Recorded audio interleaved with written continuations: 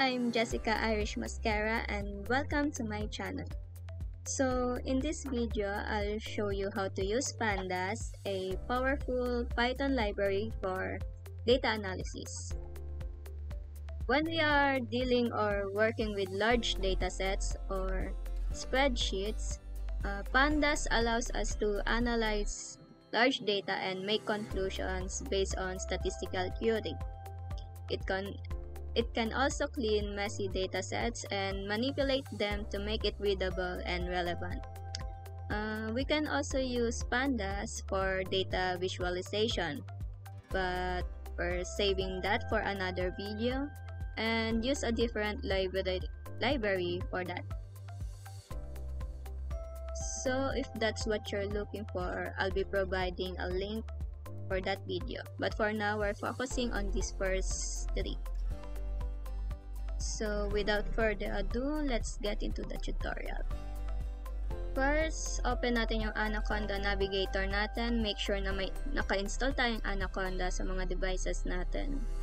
So open and launch natin yung Jupyter Notebook. So na-launch ko na yan kanina and here it is. May na-prepare na akong kernel for our tutorial. So, nakalagay na din dito yung overview ng mga topics na makakover ng video natin. So, let's get into it. First, pag wala pa kayong Pandas, type nyo lang tong pip install Pandas. Yan. Pero since nagamit ko na siya before, meron ako na naka-install na Pandas. So, ang gagawin ko na lang ay i-import na. So, import Pandas as pd. Then, shift enter. Yan. So, for creating data, we'll talk about series and data frames. Sa series, ito ay isang one-dimensional array holding data of any type. So, basically, it is a column in a table. Yun lang yung series. So, to create a series, set tayo ng variable a na may laman na elements, name na lang siguro, list of names. Ayan. Okay. And chat. Ayan. Then enter. Type natin my var equals pd.series, then yung parameter natin a. Then shift enter. So para ma-print natin yung nagawa nating series, type natin my var, then shift enter. Ayan, nakabuo na tayo ng series. As you can see, ito yung column natin na may elements na Jess, J, at Jack. And yung data type ng mga elements natin ay object. Obviously. Next, proceed tayo sa data frames. Ang data frames naman ay two-dimensional array or data structure. Ito naman ay table na may rows and columns. Kung ang series ay column lang, data frames ay yung table na mismo. So, to create a data frame, type natin data. Again, any variable yung pwede nyo ilagay dito. So, data na lang nilagay ko. Then, brackets. Set tayo ng label for our column. So, name na lang ulit. Name. Colon. Then, elements natin. So, yung just J, Jack na lang ulit. Just J, Jack. Then, sa second column natin, age na lang ang label. Colon, then, ang laman ay si Jess ay 23 na, si J ay 14, and si Jack ay 18. So, close natin. Then, enter. Type natin df to create a data frame. df pd.data frame. Then, yung parameter natin na data. Shift enter. Cell. Then, para ma-print yan, type natin df and then shift enter. Ayan, so naka-create tayo ng data frame, which is yung table. As you can see, ayan. So next ay maglo-load na tayo ng data. So to read a data file, gagamit ako ng CSV file kasi mas madaling ma-read ng pandas yon, and we use CSV for storing big data then. So type natin df underscore sales. Kaya sales kasi ang laman nung dataset na gagamitin ko ay about sales. Pero it's up to you naman kung anong ilalagay niya dito. Pwede nga kahit df lang eh. Pero para organize and para di malito, magsiset ako ng label na sales. Then equals pd.read underscore, since CSV file yung gagamitin, underscore CSV. And single quote yung name ng dataset na gagamitin, dataset file.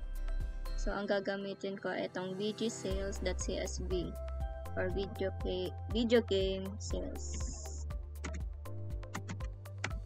.csv. Close. Then shift enter. Then print natin yan, df underscore sales, shift enter. Ayan. So, ang result ay yung buong dataset ng vgsales.csv. Ayan. Ito ang laman nun. As you can see, napakarami. May 64,016 rows and 14 columns. Pero, pinaikli na lang ni pandas. And kinat na niya sa lahat eh. Ayan.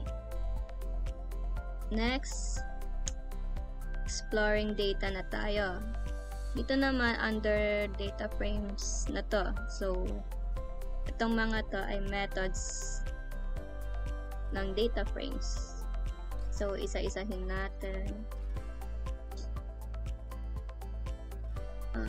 That head method. So, lagay natin, type natin df underscore sales dot head, shift enter. So, yung dot head method, pinapakita niya yung first 5 rows ng dataset. So, you can see 1, 2, 3, 4, 5. Ito yung first 5 rows. Kung gusto nyo naman makita yung let's say first 10, maglagay tayo ng parameter dito na 10. Then, shift enter. Ayan. So, nilabas niyo yung first 10 rows ng dataset. And that's dot head method. Next naman ay dot tail method.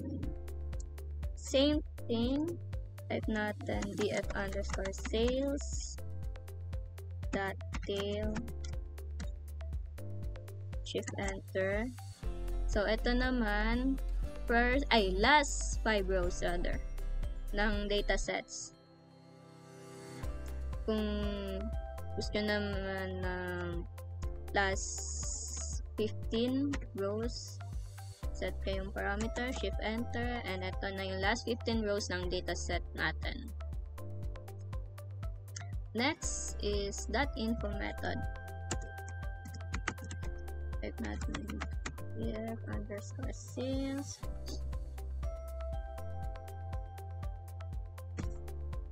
dot info. Ayan. Basically, pinapakita niya lang yung info about sa dataset natin. Kumbaga, naka-summarize na. So, ito yung mga labels ng bawat column. May ano pa. Yan. Labels ng bawat column. And yung count ng mga cells na may laman. So, sa image ay may 64,016. So, kompleto lahat. Lahat may laman. Then, as you can see, hindi pantay yung frequency. So, yung iba dito, yung developer, critic score, so on. Yung iba doon, walang laman. Non-values doon. Kaya, ayun. Sa data type, ayan din, naka-indicate yung data type ng bawat column. So, yung image hanggang developer, object, yung laman or string, sa critic score until other cells ay float or decimal values. Ayan. So, nakasummarize na din dito kung ilan yung float. So, may 6 and object ay 8. So, hindi mo na kailangan magbilang dito kasi na-summarize na ni Pandas.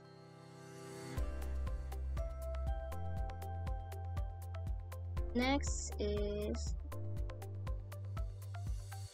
.describe.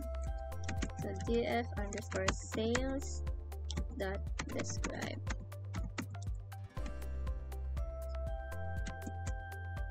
Ito naman, binibigay niya yung statistical analysis ng dataset. So, as you can see, may count, mean, standard dev, minimum, and max, and so on.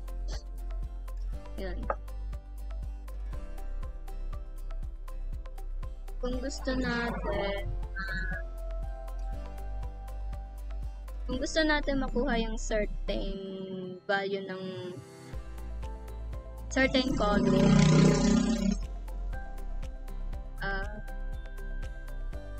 mag-create muna tayo ng panibagong data frame for that. So, let's say gusto natin makuha yung mean ng JP sales or Japan sales. So, create tayong panibagong data frame. So, df_JP sales equals df_sales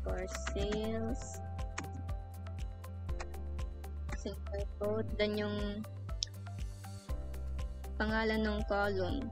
So, make sure na tama yun kasi case sensitive yung Python. And close. Shift enter. Then print natin yung df_JP sales.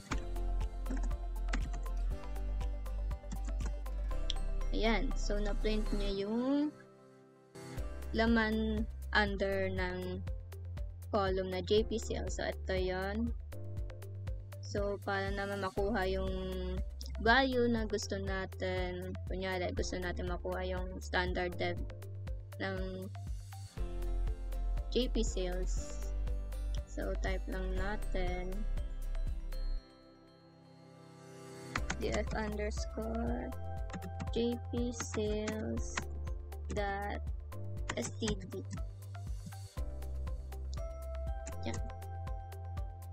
So, ayan, na-print niya yung value ng standard dev ng JP sales. So, kung check natin dito, 0.168811, same thing dito, mas precise lang dito, and doon ay konti lang yung significant figure. So, next method is yung dot shape. So, same thing here. Balik tayo sa data frame natin na sales. Dot shape.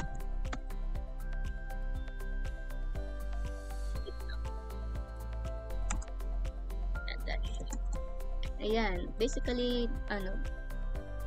binibigay niya lang yung count ng bawat rows and columns. So, ayan, may 16 for 16 na rows and 14 columns. Kung i-check natin dito, same thing lang.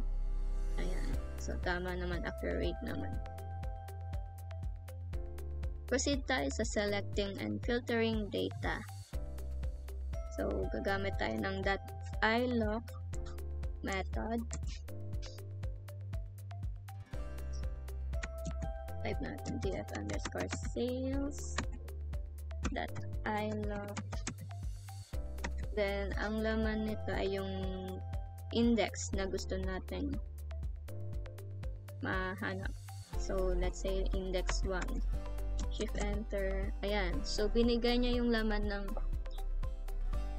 kung anong nakapaloob dun sa index 1. So, ito yon. Kung babalikan natin yung index 1. So, may grant type auto 5, PS4 action, so on.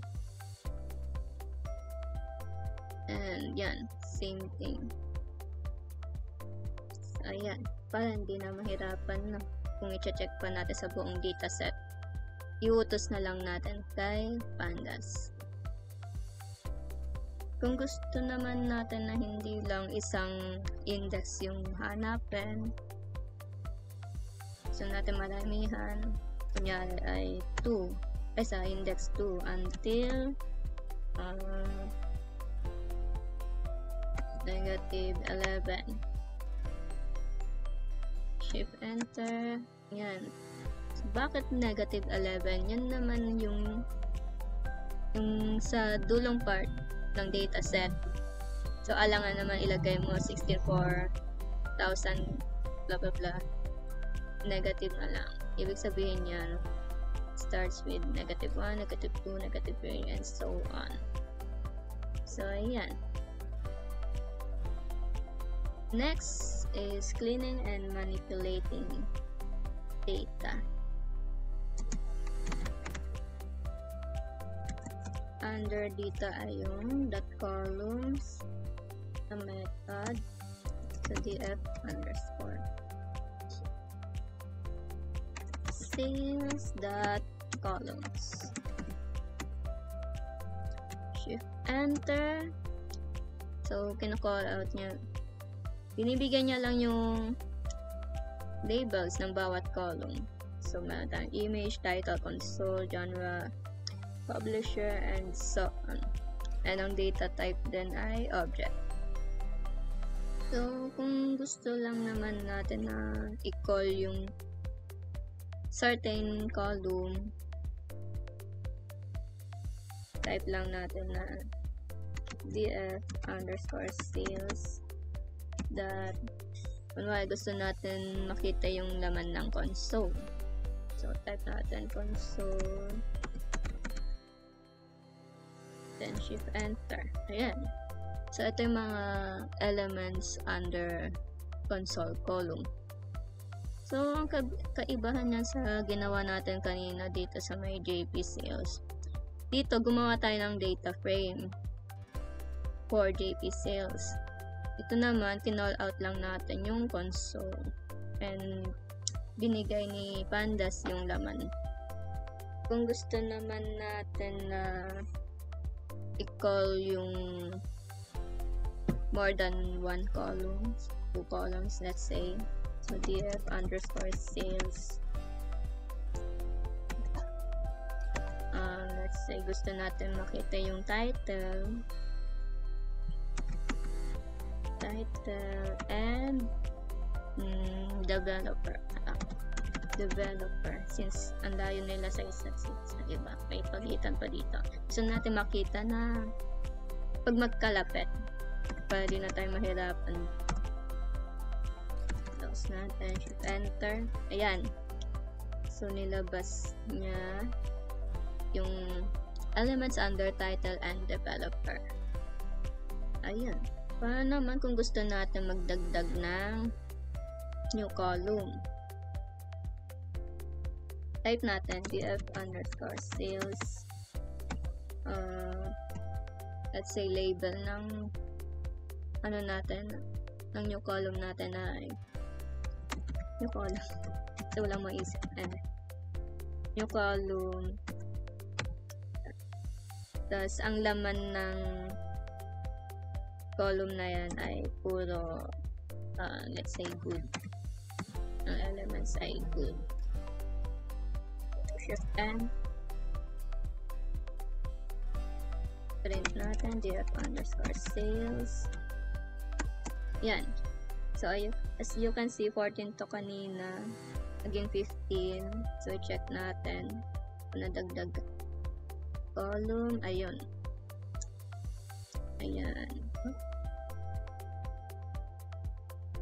So nadagdag nga na ng column. Paano naman kung may gusto tayong alisin na column? So gagamitin natin tong drop method. Type natin df_sales.drop. Let's say gusto natin matanggal tong image, img column, kasi parang di naman mahalaga. Yun. So type natin img, tas axis natin ay equal 1, then shift enter. So ayan, nawala na yung img column natin dito. Next is that is na method. Then since that is na, shift enter. Dito naman pag nag-false, ibig sabihin may laman yung cell or may value. Pag true naman, non-values nakalagay doon or empty na. So kung titingnan natin, ayan, diba? NaN, non-values. So nag-true. And the rest ay false. So ayan. Next, magpa-perform na tayo ng statistical analysis, correlation, gamit ang .core method. So for this, mag-import tayo ng panibagong dataset kasi itong vgsales.csv na ginamit natin ay may mga non-numerical values, so parang di naman siya appropriate for correlation. So upload na lang tayo ng bago. So df underscore sa time label workout na lang kasi ang laman nun ay about workout. ed with underscore csv ulit yung file natin. Dito lang natin yung ginawa kanina. Then yung name ng file natin, which is workout.csv.